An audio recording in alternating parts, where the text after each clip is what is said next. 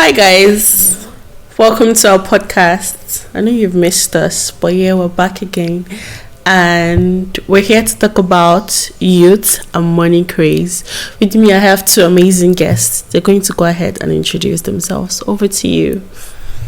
Hello, my name is Olanere. I'm a content writer from Adaptonia.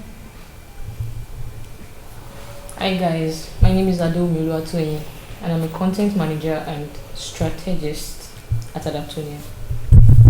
Alright, thank you very much guys.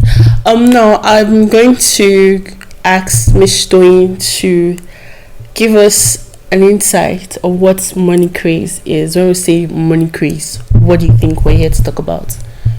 Well, if you ask me, I believe money craze means a kind of craving, an unnecessary kind of craving or lust for money that people have nowadays. That's craze for wealth and affluence. That's what I think. Yes, guys, that's what we're here to discuss. What has been going on with the youth and having this lust for money, having this crave for money. And I feel like there is a certain kind of pressure on most people. Like, they might be fulfilling some certain things, but then there's this pressure that they're not doing enough because they're not earning some certain kind of money. And today, that's why we have people, doing all sorts of things just for money. Now, I'm going to ask Ms. Farami a question.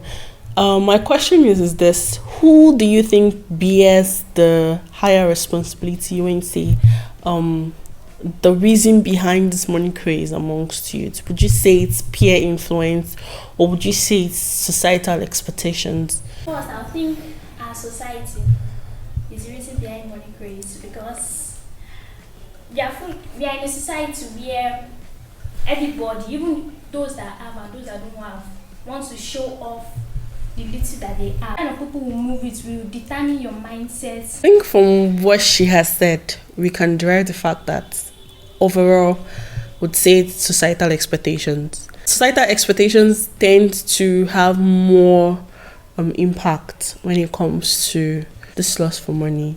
Ms. Stoin, in what ways do you think parental expectations tend to bring about this financial pressure amongst youths and individuals today? Well, if you ask me, it's a lot actually.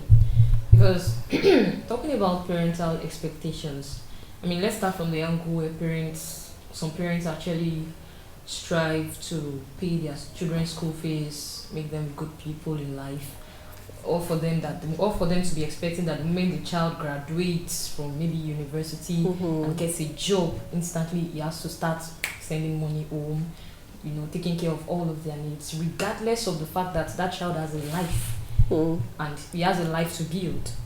He's going to want to move on with his own life. He wants to start something beautiful and all that, and he wants to start a business or that, but they will not even let the child breathe. So that's part where there's just this expectation, and we know the kind of situation the country is right now. The economic situation of the country, we have a lot of unemployed graduates. So in a situation whereas a graduate has just finished, he just graduated from school, even though he has not graduated, and the parents are already making some kind of demands that he or she cannot meet up with, then they tend to start looking for what is not lost, start doing things that they shouldn't do. Then the part where we also said that parental expectations, affect, is the point where some parents are so unreasonable. I'm sorry to use that word. In the sense that you see some parents of young boys comparing their children in a kind of unhealthy comparison, telling them, look at what your mate is doing, look at what your mate, even though they may know under tone or subconsciously that child is not doing the right thing, but they would want to, just because they want to be among the mothers of the town that wear the best clothes, that will use the best stuff, so they'll start pushing their children, and that kind of expectation where they feel like, I expect you to be giving me money, even though the boy just finished secondary school, he's even trying to struggle to gather money for jam or something. You're telling him you're putting some unnecessary pressure or financial burden on that child, to the point that the child will not have a choice than to start, falling into, little traps, and that's just it. Yeah. If you have parents that are supportive of you, and then they push you in a very positive way to go about chasing your dreams and like fulfilling more potential, you should really thank your God, because yeah, I'm just going to leave it at that.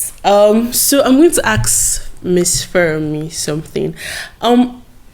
We've seen that most youths don't believe in the process. They don't want to follow the due process. That's why most young people that we have today, they don't believe in the process. They believe in how to get quick money. They believe in how do I get money in 1 week or in 2 weeks? What do I do to go about getting the money? They don't believe in let's take due process and hard work and all of that. Why do you think so? And in what ways would you suggest that this mindset change, like the mindset amongst youths, how can we change this mindset so that they can start following due process and due diligence in getting this money? Okay. How would you not want to believe in process and you want to get the same results as the same person? And it's not possible. Something that someone has been chasing for almost 5 years, then you want to do it in just 2 weeks and you want to get the same results. I would like to say that is not, I don't think it's possible. First I said peer pressure. In as much as peer pressure influences people though, it is one thing for peer pressure to influence you, and it is another thing to be contented with whatever you have. We spoke about parents, that parents are pushing. What about parents that are supportive, and because the children feel this is what their mates are doing. My parents can afford it, they told me, but at least I have the basic of life. It's not necessarily I have wants, but I have my needs ready. But I just want that wants, and meanwhile that wants are not necessary. I have the necessities of life, but I want to go beyond what my parents can afford for me. That is one of the reasons why people don't value the process. They are not contented. People don't want, okay, this city that I have, and let me just manage this. So, Miss Tony, would you say the issue is rooted in lack of motivation, or would you say there is another societal factor that affects youth's obsession with money? I'm sorry, I'm going to use this word. I think there was a time when the internet was crazy, on fire, because somebody called Nigerians youth lazy youth. Well, I wouldn't say Nigerian youths are lazy. Okay. But at the same time, I wouldn't really know where to stand, in the sense that, okay, what about those that have, the abundance and they still want to do something stupid, whereas there are actually people who don't have anything, but they are making use, they are maximizing their resources, despite the fact that their background has not been so favorable and everything. So, well, lack of motivation in what sense? Is it in terms of what government should do for us, or what parents should do for us, or what you want your friends to say to encourage you to do what you should do? Like, what do you really mean? What are you talking about in that sense? Lack of motivation, meaning, is there motivation even within yourself? Let's start from there. Okay. Like, do you think youths have this motivation within themselves? Well, to want to do so much and achieve so much, and not have that crazy obsession about money? Well, being a business administration, I studied business administration. So there's this part where we studied in business psychology. I think there was a time when they were talking about this motivation as a topic, and then somebody said something about the fact that man is not motivated. He's not naturally motivated unless he sees something. So if you say there is lack of motivation, so within people they don't even want to do anything, I would still agree with the fact that yes, there is no motivation to work. Nobody will want to wake up one day and say, I just want to work today. I don't want anything. I don't want comfort. I don't want luxury. We should check that person. Probably the person is going through something and trying to use work to escape. So naturally, the natural man is most times not motivated to do anything. But in this kind of world where there are responsibilities, you want to make it in life, you want to be different, you can't expect beautiful things to come when you do nothing. It's not possible. So you definitely have to find that motivation even if it is not there. Find a way. If you have to look at people that that their lives are inspiring, if you have to read books that will inspire you, if you have to watch movies that inspire you, you have to do everything you must do. Even if there's no motivation inside you, be motivated. I like that. Be motivated, dear youths. Be motivated. Miss Fermi, I want to ask something concerning the online platform. That's the social media and all of that. How do you think social media influences youth's perception of wealth? That is how we youths perceive wealth. You know, there's a lot of pressure that comes from social media itself. You can see somebody, you know, buying this, buying that. You don't even know how they're getting this income. But within yourself, you're like, this is my colleague, or this is my friend, or so. Yeah, how do you think this online platform affects youth? Social media is a crowd. You see different kind of people. You see the normal people. You see abnormal people. You see different kind of. You see the wealthy ones. You see the people that will come out feel okay and poor. You see people that are forming, that you know that they are forming, but no, they are still lying that they are rich. But I'll say you should manage your time on social media. You shouldn't allow social media take all your time and just. I think what she said about contentment is the word here. We youths, let's learn contentment. Let's learn it. Let's get to a stage whereby that certain pressure is not there.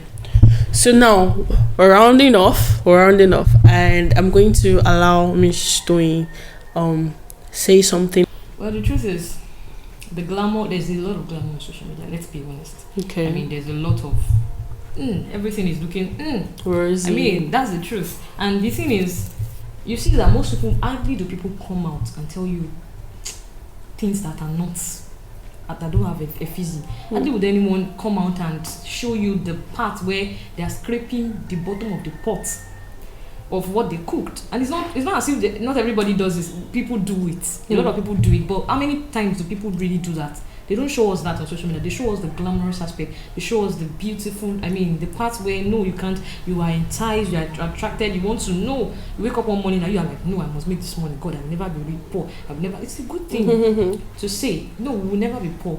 But the thing is, there's a lot of, in fact, it's a world filled with lies and, a lot of things that will just make your brain feel as if you've wasted all your time doing whatever you're doing.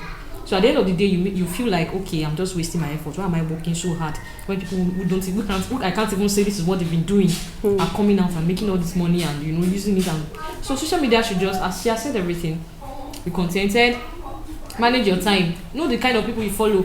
Don't allow the everything you are seeing on social media pressurize you into doing something you wouldn't do. Don't get carried away. There's a life. If you have to shut down some social media this thing, please do for the sake of your mental health and sanity. That's what I'll say. Don't let social media let you do something you wouldn't do. Thank you very much, guys, for joining us on this podcast. And this is a reminder that you are doing beautifully great. Like, you're doing amazingly well. And if nobody's proud of you, I'm proud of you, and we are proud of you. There should be no reason for you to feel that obsession towards money. I even believe, or I feel, that if you work towards building better relationship with people, character-wise, attitude-wise, that growth speaks louder than anything. Do you understand? I go about taking due diligence in, learning things, impacting yourself. Knowledge is wealth. Don't let anybody deceive you. That's the greatest wealth. So, see you on another podcast. Bye. Bye.